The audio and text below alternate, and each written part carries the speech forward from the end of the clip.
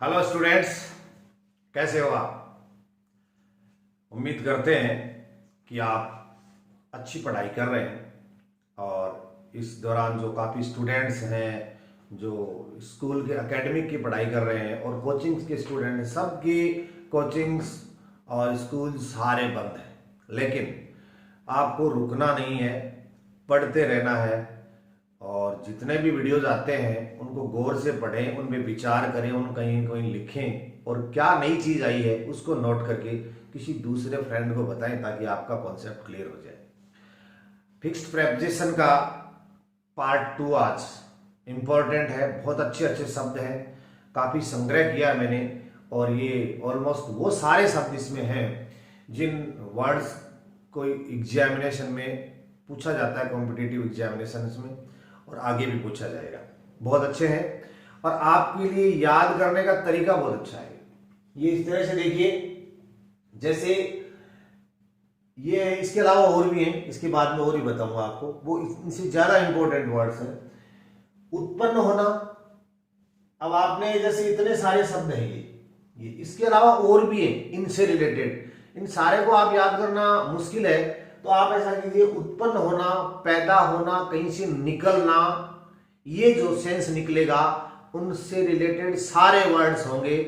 वो ओरिजिनेट उत्पन्न होना, इमर्ज निकलना बढ़ना, स्टेम पैदा होना, स्प्रिंग भी एक वैसे उछलना निकलना होता है, अराइज उठना, और इमिनेट, इनका सबका मतलब ये नहीं होता है उत्पन्न होना। इन सब का मतलब इसके जैसा ही थोड़ा बहुत मिलता जुलता होता है, ठीक है ना। तो अगर मिलता जुलता ही इसका अर्थ होगा तो यहां पर आप प्रेपोजिशन का प्रयोग करेंगे फ्रॉम।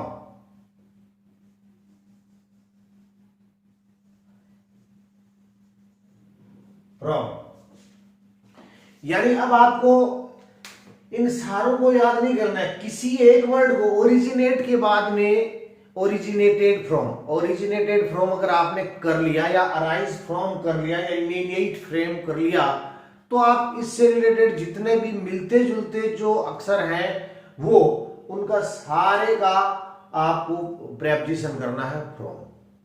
क्लियर। और भी ऐसे मीनिंग हो जाए जिनका अर्थ इनसे मिलता जुलता है, फ्रॉम करोगे। द सेकेंड है रोकना, बार लगाना, बाधा लगाना, कुछ कम करना, इस तरह से जो जितने भी होते हैं ना, जिसे प्रिवेंट यानी रोकना, प्रोहिबिटेड मना करना, प्रोटेक्ट ये करना, प्रेशर लगाना, प्रेशर लगा के करना, ऐसा मत करो आप, मैं प्रेशर लगा के कम कर रहा हूं उसको। इस्केप वैसे बचाना होता है पर दूर रहना भी होता है, इस्केप यानी दूर रहना होता है। डीबार करना मतलब उसको वहां से हटाना। रेजिस्ट करना प्रतिरोध होता है। रिफ्रेन कट करके कम कर देना। रेस्ट्रिक्ट करना या अब्स्ट्रेन होता है,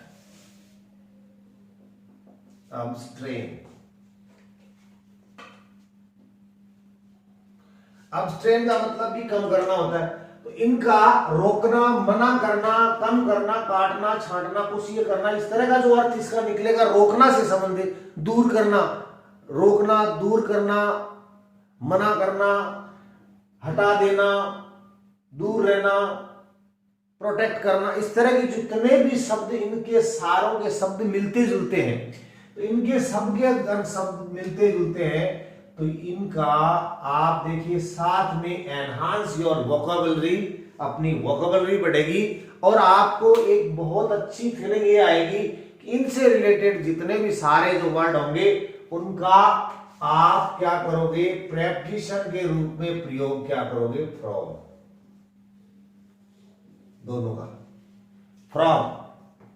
अब सारे याद करने की जरूरत, प्रिवेंट फ्रॉम हो गया तो ये सारों का अपने आप हो जाए। एग्जामिनेशन में आपने प्रिवेंट फ्रॉम तो पढ़ रखा है, लेकिन एग्जामिनेशन में आ गया प्रेशर, आ गया डीबार, आ गया तो डीबार आ गया, तो डीबार का मतलब हटाना, रोकना, और प्रिवेंट का मतलब भी रोकना। आपने ऐसा पढ़ा हुआ है कि प्रिवेंट का मतलब रोकना था, तो डीबार का मतलब भी तो रोकना ही होता है। तो क्या प्रिवेंट में हमने क्या पढ़ रखा है, फ्रॉम पढ़ रखा है, तो डीबार में ही फ्रॉम कर दो, सही होगा। डेजिस्ट आ गया, रेजिस्ट आ गया, रिफ्रेन आ गया। रिफ्रेन आ गया, आपने कभी देखा नहीं, आपने याद नहीं किया, कोई बात नहीं, आपने ये तो याद है ना कि प्रिवेंट का मतलब रोकना, प्रिवेंट का मतलब रोकना, रोकने से संबंधित है, तो उसके लिए फ्रॉम था, तो रिफ्रेन का मतलब कट करके कुछ कम करना, उसको रोकना होता है, आगे जाने से रोकना हो गया, तो उसका भी अपन फ्रॉम कर देंगे। इस तरह से आप कर सकते हैं। एक ये देखिए निष्कर्ष निकालना, सार निकालना, उसका सारांश बताना, तो ये कंक्लूजन होता है। इससे रिलेटेड जितने भी जो मीनिंग आएंगे, conclude, deduce, derive and infer, infer भी सारांश देना होता है, निकालना होता है, इनका जो मीनिंग होता है उसके अंदर भी ये फ्रॉम प्रेपोजिशन का आपको प्रयोग करना है। अब देखिए चाहना, इच्छा, कामना, ये चाहना, इच्छा करना, कामना करना, इस तरह से जितने भी आपने इच्छा की, आपने चाहा, कामना की, या लाइक किया, लाइकिंग हो गया, वांटिंग हो गया, इस तरह से जितने एक साथ, अब ये जितने हैं ना, सबका एक जैसा अर्थ नहीं होता, क्योंकि हंगर का तो अलग होता है, इनवोक का अलग होता है, थ्रस्ट का प्रयास होता है, लेकिन इनका सेंस तो वही निकल रहा है ना कि थ्रस्ट, हंगर, भूख है, मैं पढ़ना चाहता हूं, मेरे को पढ़ने की भूख है, सेंस तो वही निकल रहा है। ठीक है, इतने सारों का आप अलग अलग याद थोड़ी करोगे, ये जो संग्रह किया है, सबको इकट्ठा किया है मीनिंग्स को, इससे रिलेटेड अगर और भी आ गया, डिमांड, लस्ट, अटॉन, बेग, पेशन, एपेटाइट, एपेटाइट भूख, तो अब भूख का और चाहना का क्या मतलब, चाहना मतलब आप खाना चाहते हो, और भूख का मतलब भूख लगी है, कुछ प्राप्त करना चाहते हो ना, अर्ज, यंग, क्रेव्ड, तड़फ, क्रेव्ड फॉर। अब आपको क्या करना है, इन सारों का वो नहीं करना, आपको ये देखना है कि इसमें से कुछ भी याद हो गया आपको, जैसे विस्ट फॉर, तो लॉन्ग फॉर, अब किसी liking for, zeal for, crave तड़प है, फॉर यर्न चाहना, अर्ज्ड, डिजायर इच्छा है। जब ये विश है तो डिजायर में क्या दिक्कत है, इसकी देखिए लॉन्ग, एक ये लॉन्ग चाहना भी होता है, एस्पायर चाहना होता है, एपेटाइट भूख, पैशन जबरदस्त इच्छा, पैशन हो गई, बैग प्रार्थना, अटॉन, लस्ट, डिमांड करना, मांग करना हो गया ना, एंड कैंडिडेट, अब आप किसी पोस्ट के लिए कैंडिडेट होता, आप क्या पोस्ट को चाहते हो ना, तो सेंस तो वही निकल रहा है कि आप प्राप्त करना चाहते हो, आप चाहते हो, यही हो गया ना कैंडिडेट, कॉम्पनसेट एंड कॉम्पिटेंट, आप उसके लिए कॉम्पिटिशन में हो, एलिजिबल, होप, उम्मीद करते हो, आप चाहते हो, लाइकिंग, जील, इंक्लाइनेशन, ये देखिए अगर इंक्लाइनेशन है तो फोर ही आएगा, फॉन्डनेस फोर आएगा, रेफरेंस, प्रेफरेंस आएगा फोर, लेकिन अगर इसका ये इस तरह से हो जाता है ना, प्रेफर टू आएगा, फॉन्ड ऑफ आएगा, एंड इंक्लाइंड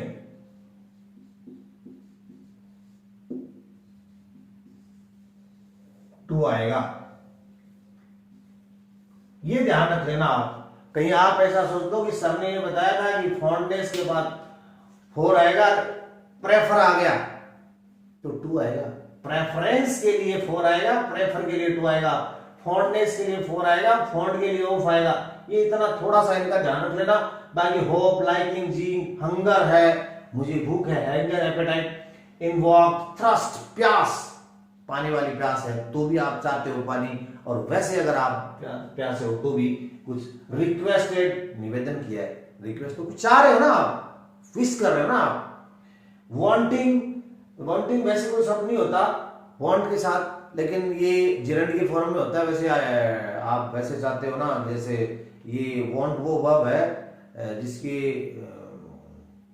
प्रेजेंट कंटिन्यूअस में काम में नहीं ले जाता, जैसे लव है, हेट है, वांट है, तो इसका आप प्रेजेंट सिंपल में काम में नहीं आता। बिडन, विल, इच्छा, तो ये जितने भी हैं उसके अंदर बताया क्या जा रहा है, चाहना, आपको कभी इस एग्जामिनेशन में देख ला, चाहना, कामना, इच्छा करना, किसी चीज के लिए तड़प है, भूख है और पैशन है, तो इस तरह की जो चीजें होंगी उनके लिए आप क्या करोगे, फॉर प्रेपोजिशन करोगे। तो यहां देखिए हमने उत्पन्न होना, ओरिजिनेट होना, निकलना, डेराइव होना, रोकना, मना करना, निषिद्ध करना, इनके लिए फ्रॉम आएगा। चाहना, इच्छा करना, कामना करना और इससे रिलेटेड जितने भी मीनिंग आ जाए, अटोन आ गया, बैग आ गया, पैशन आ गया, तो आप क्या करोगे, फॉर कर देना, कोई दिक्कत नहीं आपको। विस्ट याद रख लेना, विस्ट से रिलेटेड जैसे आपको पढ़ा हुआ है विस्ट और एग्जामिनेशन में आ गया इंक्लाइनेशन। इंक्लाइनेशन का मतलब मेरा रुझान है किसी चीज के प्रति, इसका मतलब मैं चाहता हूं, विश करता हूं। एपेटाइट है, भूख है, खाना चाहता हूं, विश चाहता हूं, तो फोर आएगा। एक जैसे जो जितने भी विश, एक याद रख लो और इनसे रिलेटेड जो भी आ गए उनके आगे फोर लगा दो और फिक्स प्रीपोजिशन का काम तमाम कर दो। अब इधर देखिए हंसना, हंसने से रिलेटेड जितने भी है ना और देखना से रिलेटेड जितने भी है, हंसी अलग अलग तरह की होती है, एक साथ एक बार थोड़े मीनिंग भी आपके वोकेबलरी भी बढ़ जाएगी। इनमें से लाफ आपने ये पढ़ लिया कि मुझे इनका तो पता नहीं है भाई क्या आएगा, पर इसके आगे एट आएगा। अगर इसका पता है ना आपको, एट आएगा, तो इन सारों का पता है आपको। ये तरह तरह की हंसी होती है, स्माइल मुस्कुराना, चक्कल, वाइड, ब्रॉड, लाफिंग, इस तरह से होगा। ग्रीन, स्निगर, स्मार्ट, सिंपल, मॉक, किसी की मजाक उड़ाना। स्मर्क का मतलब हो गया जैसे किसी की बुरी बात, कोई चलते चलते गिर गया, आप हंस गए, या कोई आदमी कुछ करना था, आपने कहा था अच्छा क्या कर लिया ना काम, स्मार्ट हो गया। हंसी उसमें भी है लेकिन अच्छी चीज के लिए नहीं है। तो ये सारे रिलेटेड टू, इससे रिलेट है, इससे रिलेट है। अब आपको क्या करना है, आपको ये सारे थोड़ी याद करने हैं कि इनके साथ क्या आएगा, नहीं, आपको ये आता है ना, लाभ के साथ ऐट आएगा, इतना आ रहा है ना, तो बस, तो फिर स्माइल, इससे हंसना, चाहे वो अच्छे के लिए हंसना, बुरे के लिए हंसना, मुंह खोल के हंसना, धीरे धीरे हंसना, मुस्कुराना, जितना भी हंसी से रिलेटेड काम होगा उन सब के अंदर आपको ये ही करना है, आपको ये ही करना है, ठीक है। अब रह गया लुक, देखना। देखना के अंदर आपको कितनी तरह से देखिए, आपको पता है लुक के लिए एट आ रहा है, लुक दैट, ठीक है। तो सी यानी देखना, स्टेयर यानी देखना, ग्लेयर, ग्लैंस उड़ती नजर से देखना, स्टेयर घूरना, ग्लेयर आई देखना, गेज गौर से देखना, टकटकी लगा के रुचि से देखना, एंड पेरिस देखना का मतलब इसका होता है मूल्यांकन करना, अवलोकन करना, जांच की दृष्टि से देखना।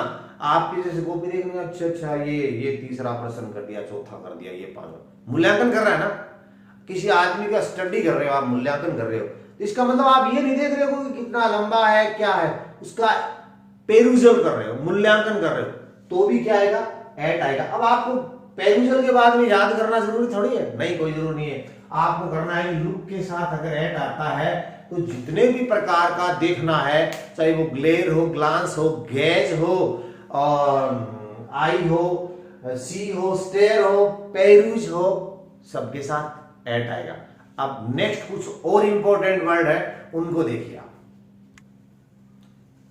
ये जो वर्ड्स देख रहे हो आप, वर्ब जिनको कहते हैं, इनको थोड़ा ध्यान से देखिए। अगर आप गहरी सोच और विचार, थिंक करते हो, विचार करते हो, मनन, चिंतन मनन करते हो, सोचते हो कुछ किस, तो कोई भी शब्द आ जाए, दो ही प्रेपोजिशन आएंगे, ऑन और ये ओवर, इसमें ओवर आएगा,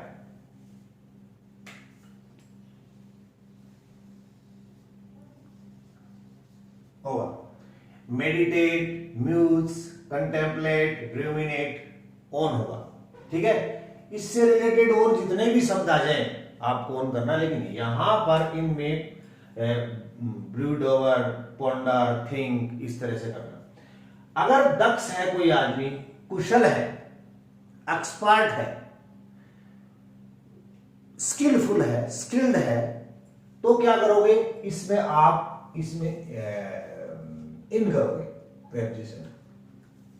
अब आपको इसमें से कोई एक शब्द देख लेना है कि he is perfect in, accurate in, correct in, accomplished in, expert in, skilful in, depth in and proficient in, adroit in. जितने भी इससे रिलेटेड और भी अगर आपके एग्जामिनेशन में आ जाते हैं तो आप ये सोच लेना कि अगर ये कुशल के लिए ये आता है, दक्ष के लिए आता है, तो आ जाओ, कितने भी मीनिंग आ जाओ। आपने नहीं देखे हैं एग्जामिनेशन में, कोई बात नहीं, आप तो अगर वो दक्ष और कुशल का सेंस शो कर रहे हैं तो आपको इन प्रेपोजिशन करना है। ओके, नाउ ये है भरा हुआ,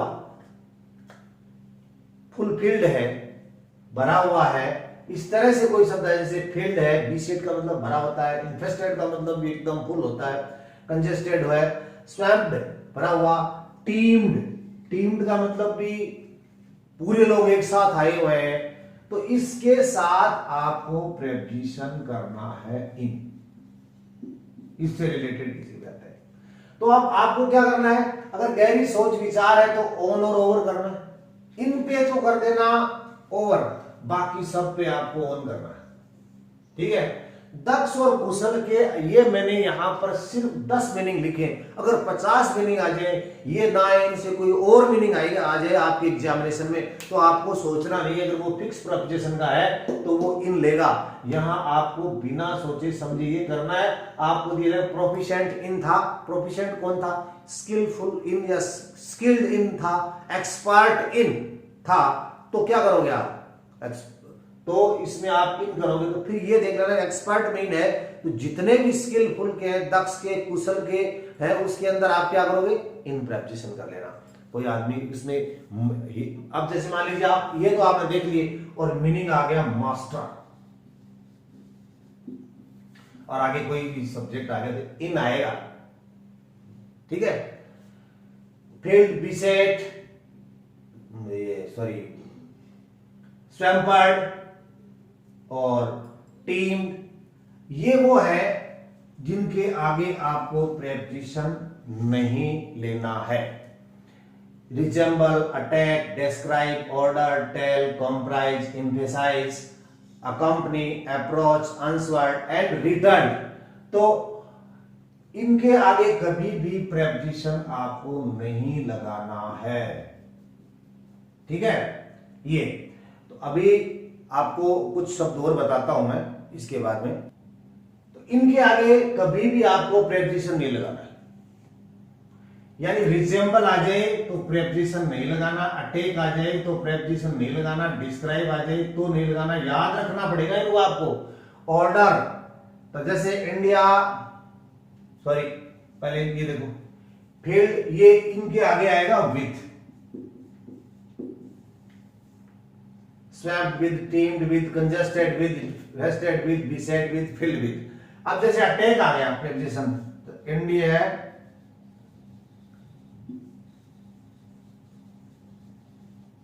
अटैक्ड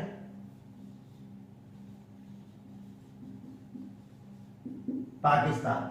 अब यहां आपको लगता है कि ओन आएगा अटैक के बाद में, लेकिन आप ये भी देख लेना, अटैक के बाद में प्रेपोजिशन नहीं आएगी, नहीं आएगी तो ये गलत हो जाएगा, यहां आपको क्रॉस करना है, कोई प्रेपोजिशन आपको नहीं आएगा, ठीक। इसलिए रिजेंबल के लिए नहीं करना, डिस्क्राइब के लिए नहीं, he ordered me, he ordered him, बस ये आएगा। I told him, said to आता है पर टोल्ड, टेल का टोल्ड होता है, तो टेल या टोल्ड का कुछ भी नहीं, अगर टोल्ड भी होगा तो आई टोल्ड हिम तो प्रेपोजिशन नहीं आएगा। Comprise, emphasise, accompany, approach, answered, I answered him and returned him, ये आपको याद रखने हैं, इनके आगे कभी प्रेपोजिशन नहीं करना। फील्ड यानी भरा हुआ है, अगर कोई आदमी कुछ भी, जैसे वो क्या बोलते हैं, बोतल is field, this room is field, जो भी चीज है वो अगर फील्ड है, बिसेट है, भरा हुआ जो सेंस दे रहा है, उसके आगे आप विद प्रेपोजिशन करेंगे। इनके आगे कुशल, दक्ष है, इन करेंगे तो, और इनके अगर दोनों में ऑन और ओवर करेंगे। ओवर वाले इतने हैं, बाकी इससे रिलेटेड गहरी सोच विचार करने कुछ भी आ जाए उसके आगे ऑन करना। तो उम्मीद करते हैं कि आपको पार्ट 2 ये फिक्स्ड प्रेपोजिशन का पार्ट 2 आपके अच्छी तरह से समझ में आया होगा। और अगर आपने पार्ट 1 इसका नहीं देखा है तो जरूर देखें। दोनों पार्ट्स में जितने भी चीजें हैं आप और कुछ भी ना करें, पर ये चीज जरूर लिख लें अलग। गहरी सोच विचार के लिए ऑन, दक्ष कुशल के लिए इन, भरा हुआ के लिए विद, ये प्रीपोजिशन नहीं आते हैं। और टू किसके लिए आते हैं वो सब वर्ड मत लिखना, पर शब्द जरूर लिखना। 5-10 लाइन है उनकी, पार्ट 1 देखना, पार्ट 2 देखना, उसके ऊपर वाले हेडिंग लिखना, उसके प्रेपोजिशन लिखना। आपको फिक्स प्रेपोजिशन का कोई भी दिक्कत नहीं आएगी, चाहे वो एसएससी के एग्जाम हो, सीजीएल के हो, और कोई एग्जामिनेशन नेवी एयरफोर्स की कुछ भी हो। तो उम्मीद करते हैं कि आपको ये टॉपिक अच्छा लगा होगा, और अच्छा लगा हो तो चैनल लाइक कर दो। धन्यवाद।